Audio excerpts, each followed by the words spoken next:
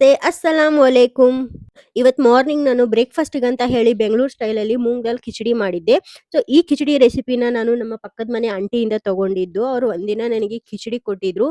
ಹೇಳ್ತೀನಿ ಇಷ್ಟು ಸಖತ್ ಟೇಸ್ಟಿಯಾಗಿತ್ತು. ಹಂಗಾಗಿ ನಾನು ಆಂಟಿಗೆ ಕೇಳಿದ್ದೆ, "ಆಂಟಿ ಯಾವ ಥರ ಮಾಡಿದ್ದು?" ಅಂತ ಹೇಳಿ. ಯಾಕಂದ್ರೆ ನಾನು ನಾರ್ಮಲ್ ಆಗಿ ಖಿಚಡಿ ಮಾಡ್ತೀನಿ. ಆಂಟಿ ರೆಸಿಪಿ ಹೇಳಿದ್ಮೇಲೆನೆ ನನಗೆ ಗೊತ್ತಾಗಿದ್ದು ಇಷ್ಟು ಸಿಂಪಲ್ ಆಗಿದೆನಾ ಅಂತ ಹೇಳಿ. ನೋಡೋಕ್ ಮಾತ್ರ ಸಿಂಪಲ್ ಬಟ್ ಟೇಸ್ಟ್ ಅಲ್ಲಿ ಮಾತ್ರ ಅಲ್ಟಿಮೇಟ್. ಮನೆಯಲ್ಲಿ ಉಪ್ಪಿನಕಾಯಿ ಇತ್ತು, ಮೊಸರು ಇತ್ತಲ್ವಾ, ಹಂಗಾಗಿ ಅದ್ರ ಜೊತೆ ಖಿಚಡಿ ತಿಂತಾರೆ ಅಂತ ಹೇಳಿ ಅನ್ಕೊಂಡಿದ್ದೆ. ಆದ್ರೆ ನನ್ನ ಹಸ್ಬೆಂಡಿಗೆ ಮಾತ್ರ ಅದ್ರ ಜೊತೆ ಶೇಂಗಾ ಚಟ್ನಿನೇ ಬೇಕಾಗಿತ್ತು ಅಂತೆ. ಹಂಗಾಗಿ ಮತ್ತೆ ಹೋಗಿ ಶೇಂಗಾ ಚಟ್ನಿ ಮಾಡಿದೆ.